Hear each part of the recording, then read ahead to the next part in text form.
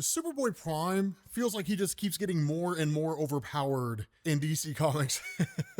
It's crazy here. So as a bit of a refresher, for those of you guys who don't quite know what's going on in the here and now, the long and short of this is that Superboy Prime is in a fight with a guy named Manchester Black, who is a telepath and telekinetic. Manchester Black is ridiculously OP, but he wants to rewrite reality. And so because Superboy Prime is not from the main DC universe, and because of the fact that he's almost like Deadpool and Marvel in the sense that he's aware he's in a comic book and breaks the fourth wall all the time. He knows the history of everything. If Manchester Black can get his hands on that info, he can rewrite reality because he's powerful enough now that he's a reality manipulator, right? It's kind of crazy. And that's what he's talking about here. When this opens up, he talks about the idea of what it is that he should do with his ability to rewrite reality if he can get into Superboy Prime's mind, right? So maybe they can have Superman's rocket take out the Kent family home. Maybe they can have Joker kill Batman instead of killing Jason Todd like he did in Death of the Family. Or how about Wonder Woman becomes a different kind of warrior? And he says, wouldn't those retcons be cool, right? Make them much more interesting. That's my kind of superhero. And the response to Superboy Prime, those are just called Elseworlds, you ass. Right? Alternate reality stories in DC Comics. And he's like, you just want things to be grimdark for grimdark's sake. Now, here's the funny thing about this, is Manchester Black at this point starts playing mind games with Superboy Prime, right? He's like, you got me there, right? You want to go back, right, to a simpler time? Well, I want to make things real just like you. Your punch to reality brought me back from the dead. And now we can rewrite history. And that's kind of the crazy thing, is because he says, Mr. Terrific's right. You might be the alpha of alphas, overpowered to the max, but it's your bloody knowledge of this world that I want. That's the real prize, Prime. And I've barely scratched the surface of your mind and your secrets. That's the whole goal, right? Because again, DC's had all kinds of reboots and different things like that over the course of their existence, right? There's the Golden Age back when comic books first popped up. So you had the original Superman, and you had Alan Scott, the Green Lantern, coming onto the scene. We get the multiverse for the first time in Flash of Two Worlds. Crisis on Infinite Earths happens, which destroys the multiverse, then creates a singular universe called New Earth, which is exactly what Avengers Doomsday is going to do, right? There's all kinds of history here. Superboy Prime knows it all. He knows everything about the history of the DC universe. But that's kind of the crazy thing, is because he's been trying to be a good guy. Most people know Superboy Prime as the guy who went on a warpath and destroyed a whole bunch of superheroes, killing people, the whole 9 yards. He's trying to redeem himself, right? And that's why he says, I just wanted to show people I could be a hero, that I could be Superman. And this is when Manchester Black starts screwing with his head, because he shows him a false perception of reality. He says, and you tried. It's admirable, really, but look. And that's where Damian Wayne just says Prime is dangerous, but also a joke father. He'll never be Superman. Rebecca, the woman that he's in love with, along with his coworkers at the comic book shop, making fun of him, right? He's a fraud. He just reads wiki entries, not the comics. He's a total poser. And that's when you have Power Girl and you have Lois Lane, who we're talking, right? Power Girl says he needs to be punished for what he did, Lois. He's beyond redemption. And Lois says, you're right? Superboy Prime is a lost cause. None of this is true. We literally know that Lois is the one that's fighting to give him a second chance, to give him the opportunity to show that he can be a good guy. And that's where Manchester Black is just kind of like, man, that's rough. You see now, right? Lois is the heart of Superman's world, and even she sees what everybody else sees. And the response of Prime, he shoots it down. He's like, not a chance, right? There's no way any of that is true. I know Lois, but understand this, right? Superboy Prime is in a very vulnerable state, for lack of a better word. There is no Superman in the here and now. I mean, there is, but he's currently out there in existence and basically saving the Legion of Superheroes and setting it up so that we have basically a zillion types of Legion now. It's kind of crazy. It's really wild what they did in the annual. But the fact is, right, Superboy Prime doesn't really have a role model in the here and now to look up to. It's what he imagines Superman to be and modeling himself off of that. And I know it doesn't sound like a huge deal, but it is. Because for him, how do you become the hero you're supposed to be if the guy that you idolize isn't here? you cannot ask him what he would do. You can't follow his lead, ask for his help, different things like that. And so he's doing the best he can here. And that's why he just tells Manchester Black, shut up, edgelord. Right? But Manchester Black says, right, there he is. That's the Superman I want, the one that's willing to kill me. You are more like me than you want to admit. And that's where Prime says, you played your hand, Manchester Black. You said you had these powers because of our mental connection, right?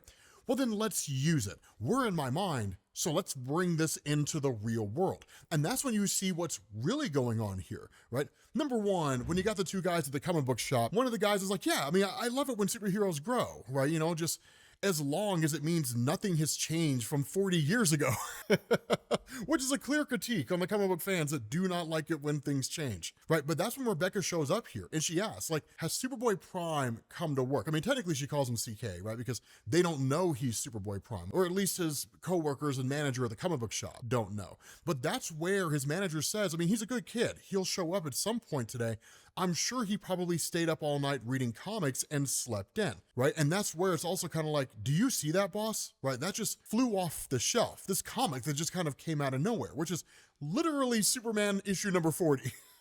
And so the manager picks it up, right? And it's like, I haven't read this one, right? Like maybe it just kind of came out this week. But notice this, right? There's what Superboy Prime is being shown about the world, and then there's how the world really is, feeding on his insecurity. And so at that point, Superboy Prime and Manchester Black emerge from the comic book. This comic goes off the rails. It's fantastic in all the best ways, but it goes off the rails. They literally pop out of the comic, right? And that's where Manchester's just like, I have not felt that kind of pain since I was born. And Prime just says, move your bum, Manchester Black, like get your ass out of the way, right? And so at that point he pops back up and is like, now we're talking. And he's in his Superman costume. The jig is up. Everyone knows he's Prime now, right? And that's where his manager's like, is that you? Right? His coworker's like, dude, that's the best cosplay I've ever seen. And what does Superboy Prime say? Damn it. Right? I liked having a secret identity. And so he just says, Rebecca, get everybody out of here. Because at that point, he realizes just how significant this fight is going to become. It's one thing when they're fighting in the mindscape, right? Like there's no real collateral damage, nothing's really happening to anybody or anything like that.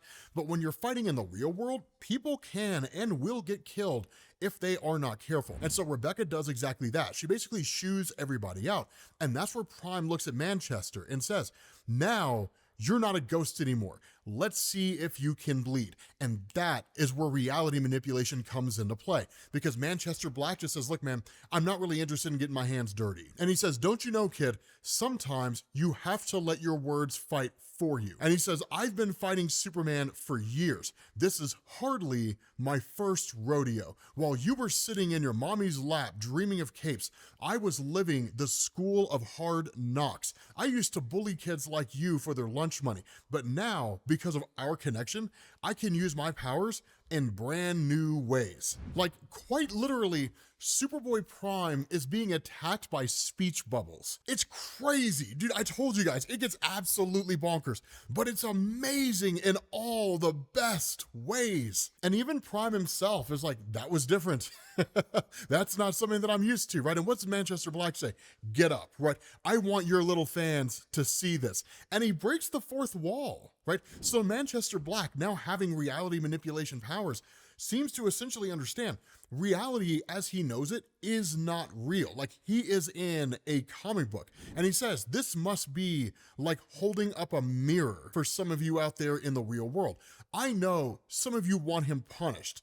Isn't that right, dear reader? And then he just like slaps him across the face, like when Vegeta slapped Goku, right? And he says, you want to watch him hurt and pay. That's why you bought this comic. Don't worry, I will help you. And he slaps him again. Now, here's the funny thing about this, right? Joshua Williamson isn't doing this for no reason. He's doing it for two reasons. The first is because Williamson is awesome. He's an amazing comic book writer.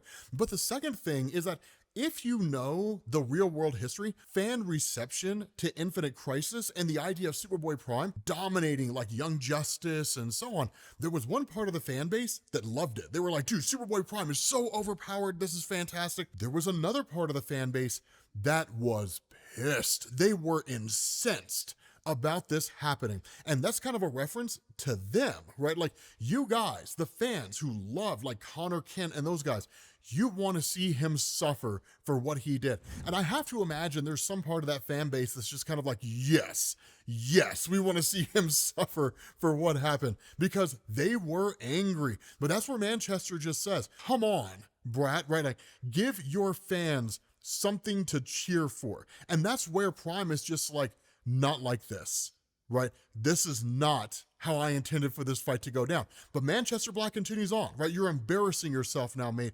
What's your next move, Prime? Let me guess. What would Superman do? Is that the whole philosophy that you're going with?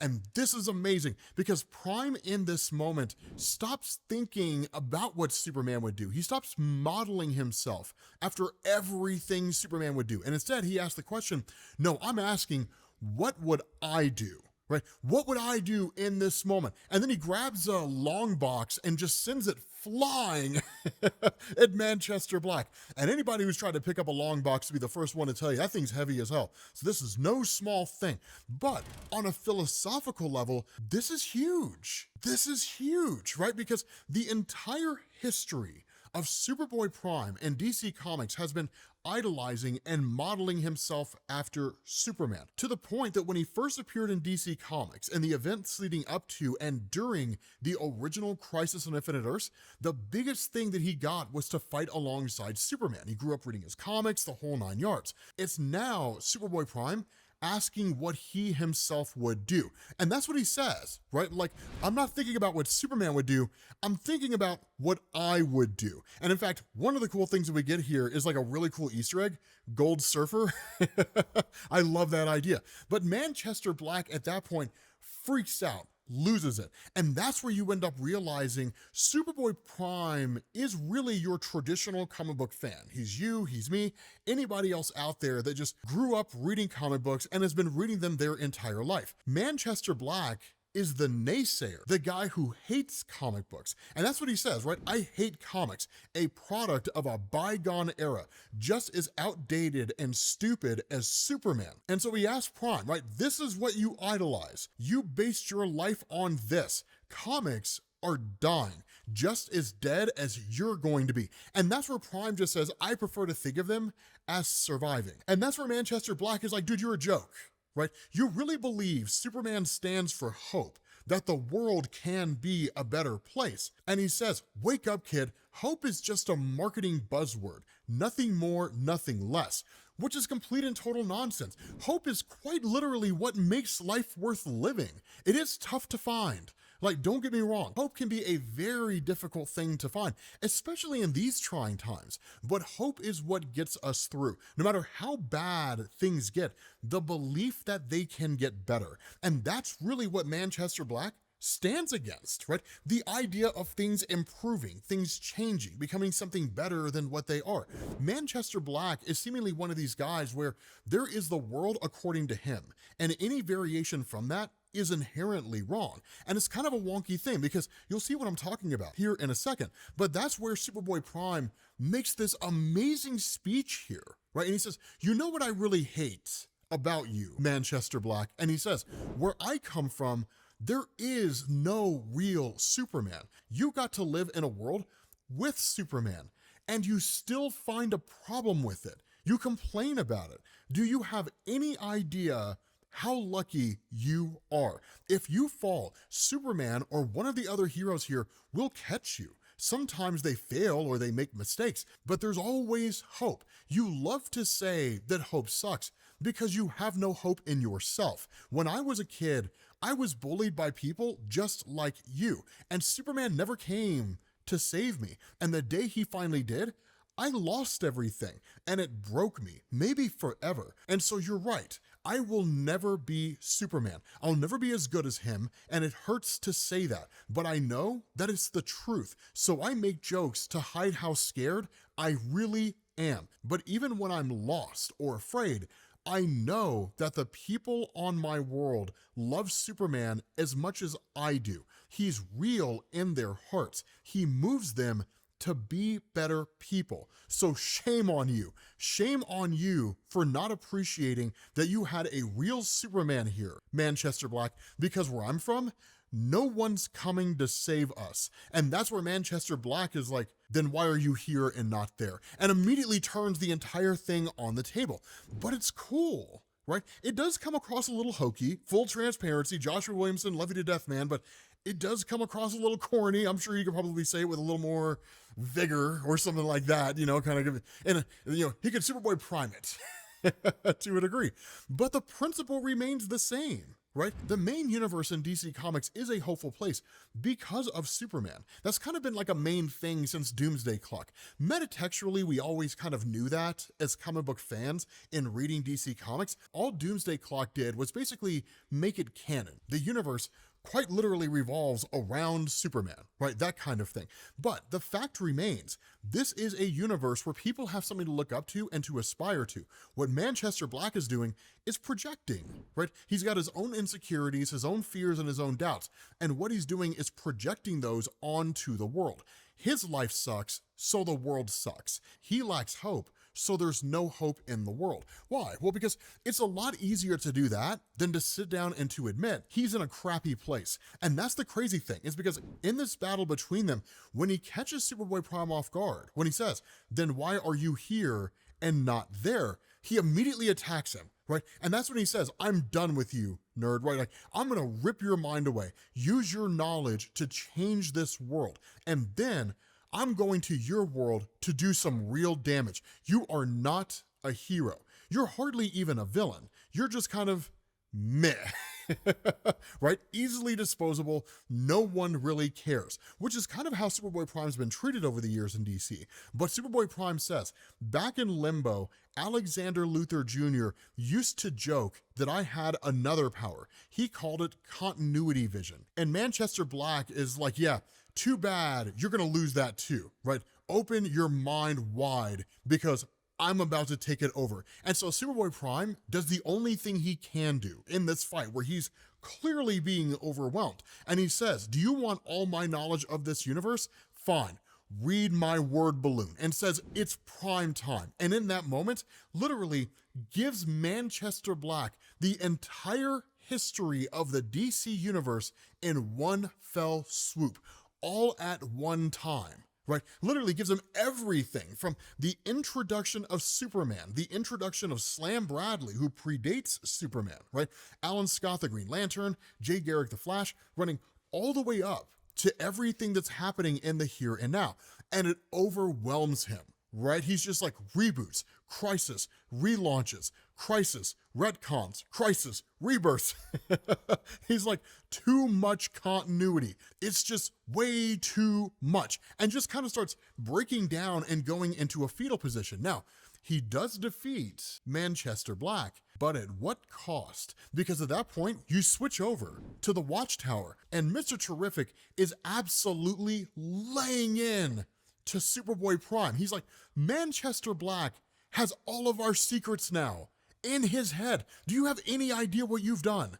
This is exactly what I was worried about, Prime. Now we've got to hope the Phantom Zone can handle Manchester Black and keep him from using your knowledge to cause any damage. Because a guy who has total knowledge of the history of the universe in DC Comics, and he has the ability to rewrite reality, well, now you're basically talking about Dr. Manhattan, right? Minus the whole rewriting all of existence, and instead changing moments in the time stream, which is what Manhattan did, right? He moved the lantern that Alan Scott was supposed to get just out of reach. Alan Scott dies, and it kicks off a chain reaction that irrevocably alters the DC universe, right? A lot of people forget that. A lot of people forget about what it was that Dr. Manhattan did, which honestly, we can make a video talking about that if you guys are interested. Maybe a bit of a refresher would be kind of cool. But the reality here is that Manchester Black is more dangerous now than he's ever been. And all of it is because Superboy Prime was reckless. But notice, there's a difference between reckless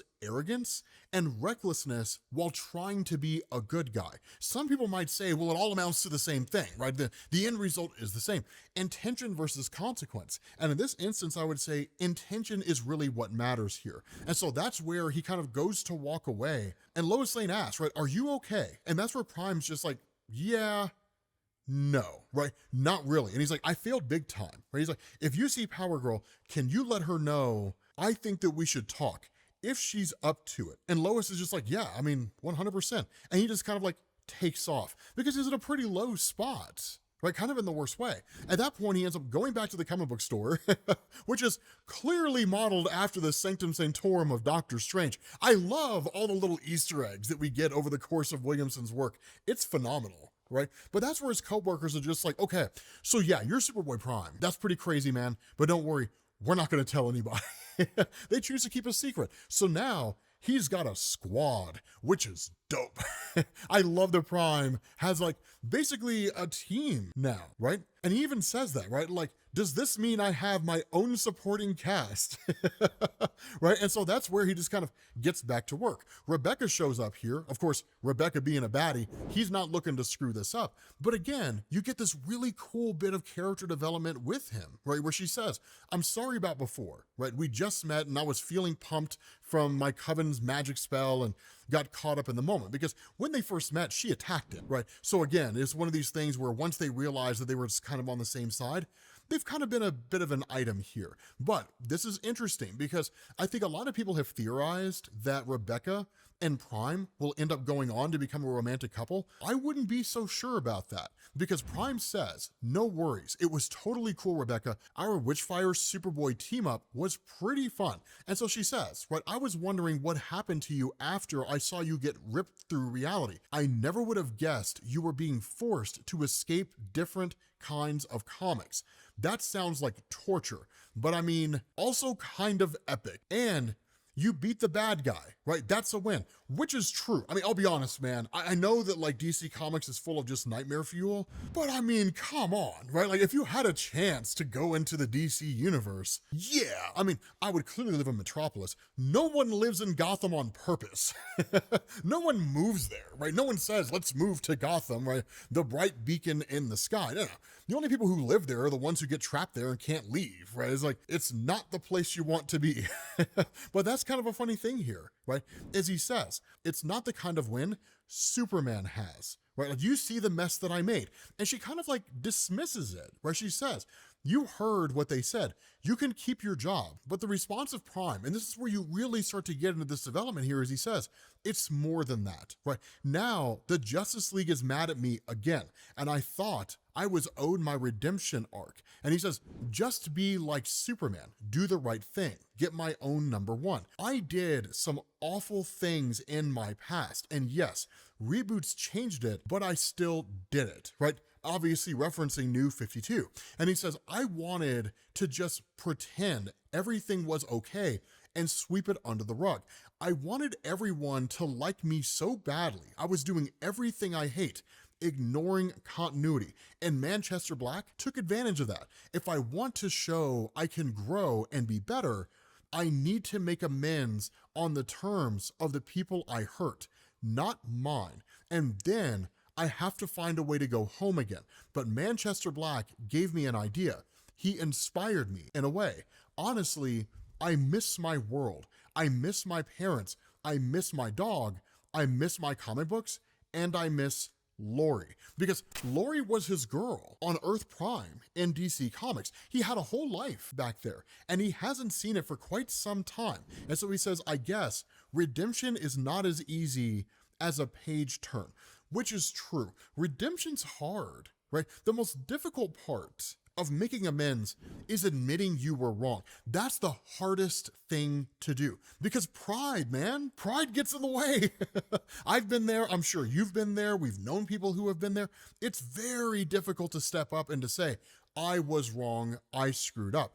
But it is the first step, and it's what he has to do because that's the one thing he's never done. Since he's been here, he has not done that. And so that's where Rebecca says, I actually get it. right? And she says, you know what I love about comic books? Every month is an opportunity. Every week, really, right? They're an opportunity for something good, to discover something good, sometimes something great, like DC Rebirth or Jonathan Hickman's Avengers and New Avengers. But she says, this week might be hard, but next week could be awesome. Every Wednesday is another chance in there and in here. And so he's like, to Wednesdays? And she's like, to Wednesdays. And so that's where he's just like, I should probably get to work. And so that's where he's just like, hey, you open to using some of your witchcraft to help us rebuild? And she's like, sure, like, totally. Now, here's the thing, right? It looks like the comic's over, but it's not, because Superboy Prime comes in, and I love this, right? I absolutely, this is why I love this current arc from Superboy Prime. It's so fantastic, right? Because he's just like, hey everyone, and like breaks the fourth wall, right? Directly addressing us. And he's like, that was fun, right? Like we had an adventure together, we laughed, we cried, right? And he says, I know some of you love me and some of you hate me, but it means a lot that you came on this journey with me. I didn't get to do everything I wanted, but I'm glad we got a few issues to hang out. And I learned change isn't easy, but it's good to believe that you can change. Believing you can be better is a start. So before I go, I just want to tell you, I will miss you and to say thank you. But that all being said, you're not totally done with me yet, because next year, and that's when Supergirl shows up and is like, who are you talking to? Right? And he's like, it's complicated. How do you explain to Supergirl that she is a fictional character in a fictional universe and you're talking to the people who are currently reading her stories, right? How do you do that, right? I don't even know how you square that circle in any meaningful way.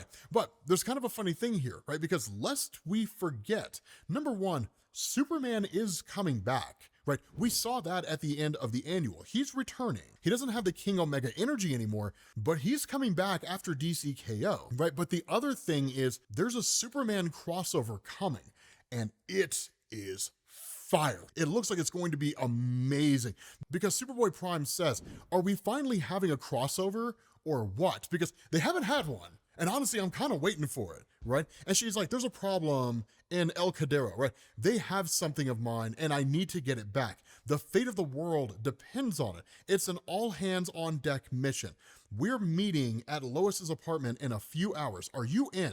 And he's just like, I mean, it sounds like an event, right? And she's like, just be nice and don't pick a fight with anybody. And he's like, I mean, who could I possibly pick a fight with? Well, it turns out the person he's gonna get into a fight with is Connor Kent. Rematch, son. We finally get the rematch between Superboy Prime and Connor Kent, right? The Metropolis Kid. I am so excited for this. With that being said, guys, we're gonna bring this to an end because we get the Kingdom of Zod, right?